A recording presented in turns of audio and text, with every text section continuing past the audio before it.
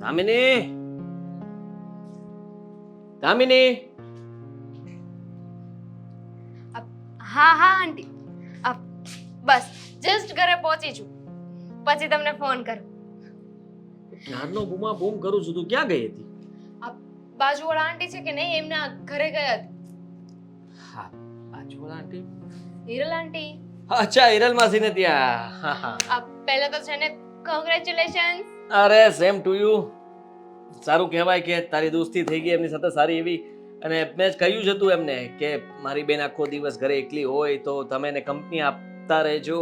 બહુ સારી છોકરી છે અને બહુ હોશિયાર પણ છે, તમને નવું નવું શીખવાડશે. અને એ પણ બહુ સારા સ્વભાવના છે, મને ખબર છે કે સોસાયટીમાં સારું એવું નામ ધરાવે છે, પૈસા ટકે બહુ સુખી માણસો છે. બહુ જ. અને બીજું બધું તો તને ખબર પડી જ ગઈ હશે.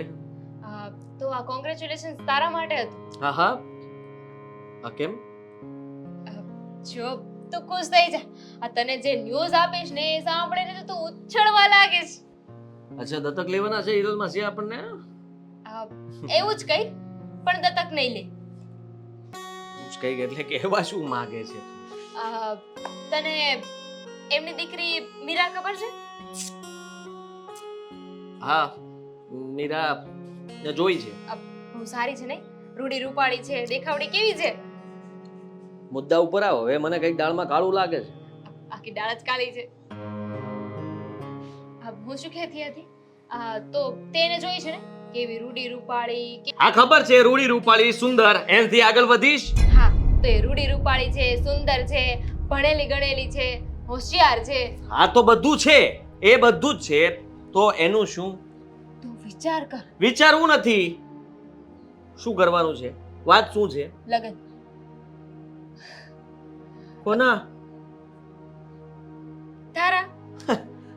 વેમ કાઢી નાખ. હાથ મારી તરફ જરાય ચીંધવાની જરૂર નથી. આ તારું કોંગ્રેચ્યુલેશન તો પાછું રાખ. સાંભળ તો ખરા. સાંભળે શું? બકવાસ બંધ કર તારો. લો, સાંભળ કીધું ને. લઈને આવી કઈક થી ઉડતું ઉડતું. પણ મારી વાત તો સાંભળ. ઉડતી ઉડતી એ વાત. ક્યાં ને આપણે ક્યાં? હે? અરે એ અહીંયા ને આપણે અહીંયા, એ ત્યાં ને આપણે અહીંયા. બાજુ બાજુમાં જ છે. જો સાંભળ ને. સાંભળ તું. એ ક્યારે શક્ય નથી. એના નખરાઓ, હે, એના મોજ શોખો આપણાથી પૂરા ના થઈ શકે. હે ભગવાન, ઉંમરમાં છે ને મોટો થઈ ગયો પણ બુદ્ધિ હજુ નાની તે નાની. એટલે હું હિરલ આંટીને મળીને એમની સાથે મારી દોસ્તી થઈ ગઈ, બધી વાતો થઈ ગઈ એટલે એમને મને ઓફર આપી.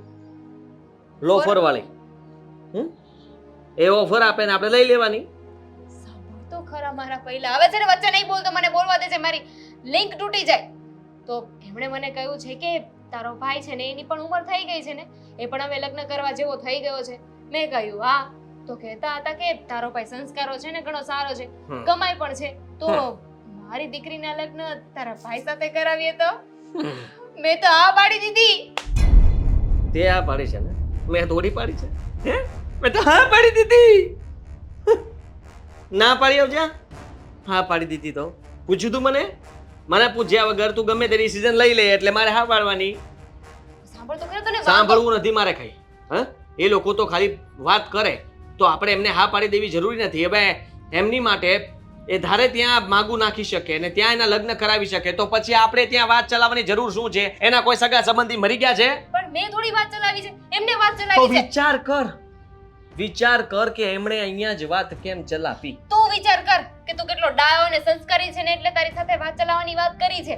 અને તું એમને ગમતો હોઈશ, એમને એવું થતું હશે કે મારી દીકરીને આ લોકો સારી રીતે સાચવી શકશે. જો આવ સારું માંગુ છે ને જતું ના કરે. લક્ષ્મી ચાંદલો કરવા આવી હોય ને તો મોઢું ધોવા ના જવાય. હું એક જ છું દુનિયામાં સારો અને સંસ્કારી. હે, આટલા બધા પડ્યા છે, એમાં કેટલા બધા હશે? ગોતવા જાવ ખાલી, ગોતશો તો મળશે ને. લગ્ન કરવાના છે તારે? આવી છોકરી દીવો લઈને ગોતવા જઈશ ને તો એ નહીં મળે. અરે એટલા અમીર લોકો છે પણ છતાંય આપણા ઘરમાં એમની દીકરીને મોકલવા માંગે છે. શું કામ? આપણા સંસ્કાર. હા, તું વિચાર તો કર. એ લોકોને તું જ કેમ ગમ્યો? કારણ કે તું છે એવો. અને બાજુમાં રહી છે કે ને એટલે એમને એવું થાય કે મારી દીકરીને જ્યારે મારે જોવી હશે તો હું જોઈ પણ શકીશ. અને એમણે ક્યાં કીધું છે કાલ સવારે લગ્ન કરી લે?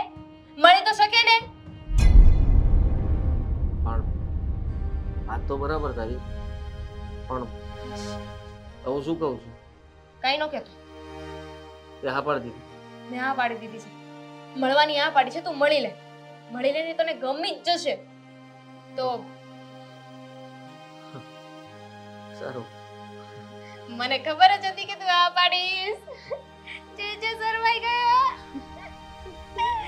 શર્મા નહીં, હું આ પાડું છું.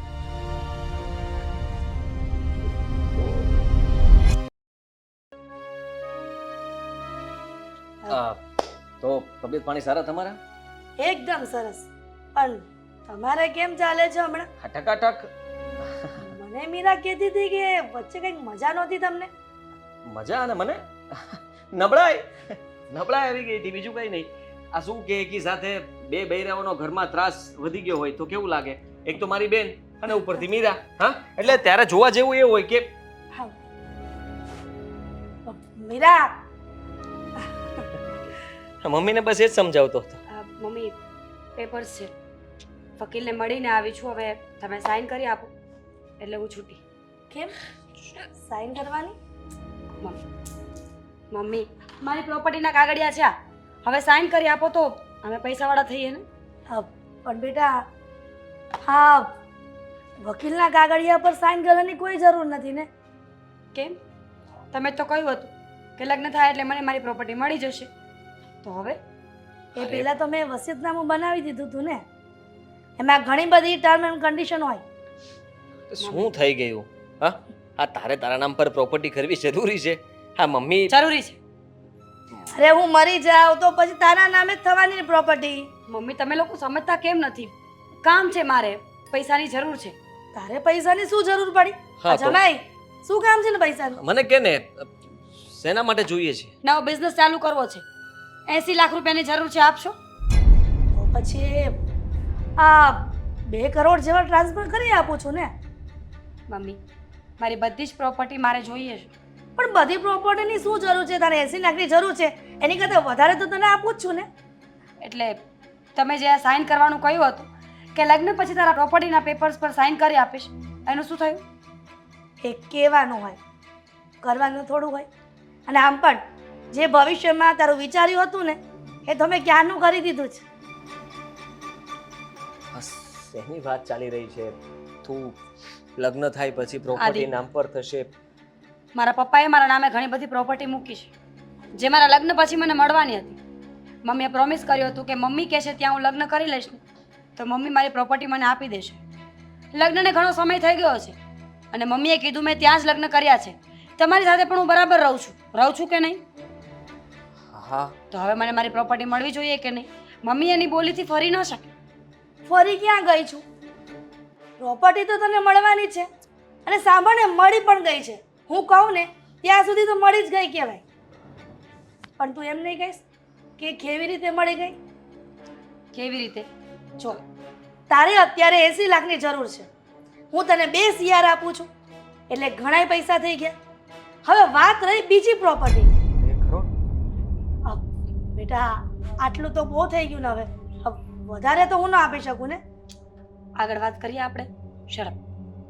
આગળ એ વાત છે કે બીજી પ્રોપર્ટીનું એ કન્ડિશન છે કે તારું બાળક આવે ને એના નામની થશે. મમ્મી ધીસ ઇઝ નોટ ફેર.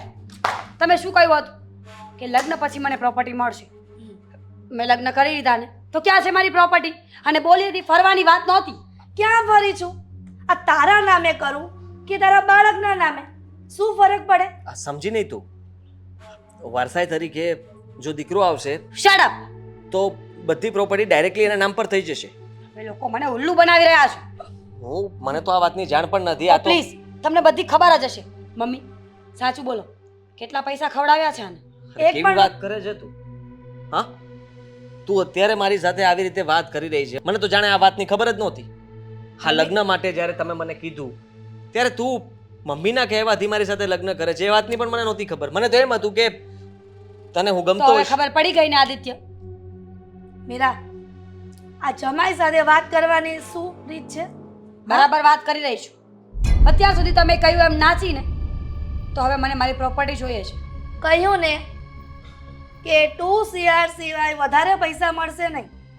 અને મેં સાઈન કરી છે કાગળમાં, એમાં ચોખ્ખે ચોખ્ખું લખ્યું છે કે મીરાનો દીકરો 6 વર્ષનો થાય ત્યાં સુધી પ્રોપર્ટી કોઈને મળશે નહીં. Okay, અને fine. 6 વર્ષના થયા પછી એ બધી પ્રોપર્ટી દીકરાના નામે. ઓકે ફાઇન મમ્મી, સાઈન કરી આપો. સોરી, 2 કરોડ વાળી વાત પર તો ઊભા રહો. એ તો આપી દઈશ ને, એમાં ક્યાં સાઇન કરવાની જરૂર છે? ટ્રાન્સફર કરી દઈશ. આરટીજીએસ કરજો ને. હા, આરટીજીએસ કરી દઈશ. 2 કરોડ મળશે નવા બિઝનેસ માટે. Congratulations. Shut up. Same to you. શું જમાય તમે પણ મારી દીકરી શું જરૂર છે આ રૂપિયા આપવાની? હા, ના નથી પાડી શકતા? હા, તમે તો મને અંધારામાં રાખ્યો. આ બધી વાતની જાણ તો તમે કરી જ નહોતી કે તમારું ફેમિલી મેટર હતું, એની અંદર તમે મને ફસાવી નાખ્યો. ફસાવાની વાત નથી. હા, તારી તો થયું આ મિલકત માટે થઈને. મીરાએ મારી સાથે લગ્ન કર્યા છે, અત્યાર સુધી મારી સાથે સારી રીતે જ રહેતી હતી, પણ અત્યારનો સ્વભાવ મેં જોયો, જેવી રીતે મારી સાથે વાત કરતી હતી એકદમ ખોટી રીતે. જમાય, આ થોડીક વાર ગુસ્સે થાય પછી એનો મગજ શાંત થઈ જશે ને, પાછી નોર્મલ થઈ જશે. તમે ખોટી ચિંતા કરો છો. સારું કે ભાઈ, તમારી વાત ઉપર તો મારે હાથ પાડવી જોઈએ ને, કારણ કે તમે જે કહો એ સાચું. ગમે એમ તો તમે મારા જમાઈ ને દીકરા સમાન છો. બરાબર છે, તો દીકરાને ચા પાશો કે? ચા શું? હા, ઠીક છે, પીવડાવું ને. તો વધારે સારું. સારું. હા,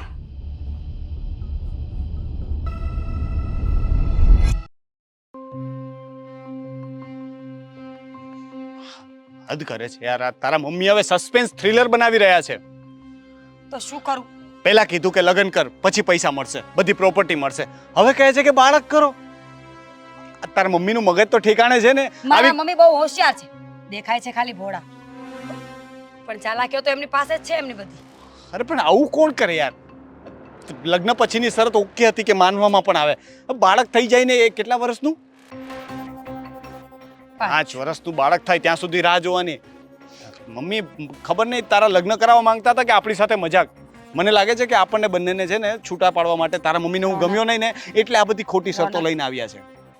2 કરોડ મળ્યા ને તો ખુશ રહે. લોકોની આખી જિંદગી નીકળી જાય ને તો પણ ભેગા નથી થતા. તને અહીંયા બેઠા બેઠા મળી રહ્યા છે. બેબી, સવાલ પૈસાનો છે જ નહીં. તું સમજતી નથી. પૈસાનો સવાલ નથી. નથી ને પૈસાનો સવાલ, તો મમ્મીને પાછા આપી દઉં છું. ઓકે? જો હું એવું નથી કે તો પાછા આપી દે. સવાલ એમ છે કે આટલા બધા વર્ષ મારે તારાથી દૂર કઈ રીતે રહીશું? તને ખબર છે ને કે હું તને કેટલો પ્રેમ કરું છું. હવે આ પૈસા આવ્યાનું શું કરવું છે એ કહીશ, નહીં તો મમ્મી પાછા લઈ લેશે. આ પૈસા જ્યારે આવ્યા ત્યારે તારો હસબન્ડ તારી સાથે હતો ને? હા. અને તેવી વાત કરીને કે મારે એક બિઝનેસમાં ઇન્વેસ્ટ કરવું છે. યસ. હા, હવે જો તારા ખાતામાં પૈસા રહેશે ને અને એને ખબર પડી તો 100%ની વાત છે કે તારા પૈસા ગયા. તારો હસબન્ડ કોઈને કોઈ બહાનું કરીને અથવા નવું ઇન્વેસ્ટમેન્ટ પ્લાન લાવશે અને પૈસા ટ્રાન્સફર કરાવી લેશે. એટલે સેફટી માટે મને એવું લાગે છે કે એ બધા પૈસા છે ને અત્યારે મારા ખાતામાં નાખી અને આપણે એફડી કરાવી દઈએ. તને લાગે છે આ ઈઝી છે? પણ તું બીજો કોઈ રસ્તો નથી ને. શું કરશું? તું મને કે આ પૈસાનું શું કરશું? તારા ખાતામાં રાખવા રિસ્કી છે, ગમે ત્યારે જઈ શકે છે. માંડ માંડ કરીને 2 કરોડ તો આપ્યા છે બેબી. જો કદાચ આપણાથી રાહ ન જોવાય, 5-6 વર્ષ તેલ લેવા ગયા, 2 કરોડ તો છે ને, આપણે ગમે ત્યારે આપણી નવી જિંદગી શરૂ કરી શકશું. 2 કરોડ નાની રકમ નથી, તે જ કહ્યું. એટલે એક કામ કર, આ પ્લાન મને પહેલા કેમ ન આવ્યો? 2 કરોડ આપણા માટે ઇનફ છે ને. આપણે બંને એકબીજાને પ્રેમ કરીએ છીએ, પૈસા એટલા મહત્વના નથી. મારે તો ફક્ત તારી ખુશી જોતી હતી, તો 2 કરોડમાં હું તને ખુશ તો રાખી શકીશ ને. તો તું છે ને આ પૈસા મારા ખાતામાં ટ્રાન્સફર કરાવી દે અને હું છે ને અહીંયાથી દૂર જવા. તારા ખાતામાં ન કરાવાય ને, નવું ખાતું ખોલાવવું પડશે. નવું ખાતું શું કામ ખોલાવવાની જરૂર છે? ખબર પડી કે તારી પાસે પૈસા આવ્યા છે તો શું થશે ઘરમાં એ ખબર? અરે પણ શું કામ ખબર પડે? તું કહેજે ને કે બિઝનેસ ટ્રાન્ઝેક્શન છે. તારો હસબન્ડ મને નામથી ઓળખે છે? નહીં ને. મારા નામમાં ગયા છે, એ થોડો સ્ટેટમેન્ટ કઢાવીને જોવાનો છે અને આવે તો કહી દેવાનું કે કંપની છે, એ મારો પાર્ટનર છે. ઠીક છે, જેવા પૈસા મારા ખાતામાં આવશે ને એવા હું ટ્રાન્સફર કરી આપું છું. અને હું છે ને તો 2-4 દિવસમાં પ્રોસેસ પતી જશે. અને એ પછી છે ને જેટલું બને એટલું જલ્દી હું આપણા માટે નવી રહેવાની વ્યવસ્થા કરી લઉં છું. આપણે અહીંયાથી બહુ દૂર ચાલી જશું. પછી ફક્ત તું અને હું. તેલ લેવા ગઈ પ્રોપર્ટી મને તારા કરતાં વધારે કિંમતી નથી. ઠીક છે, તો હું પ્રોસેસ કરીને કેવડાવું એટલે આગળ વધીએ. હવે એવું માની લઈએ કે આપણી જુદાઈના દિવસો પૂરા થયા, બહુ જલ્દી આપણે બંને એક થઈ જશું. ચાલ હું જાઉં. Take care.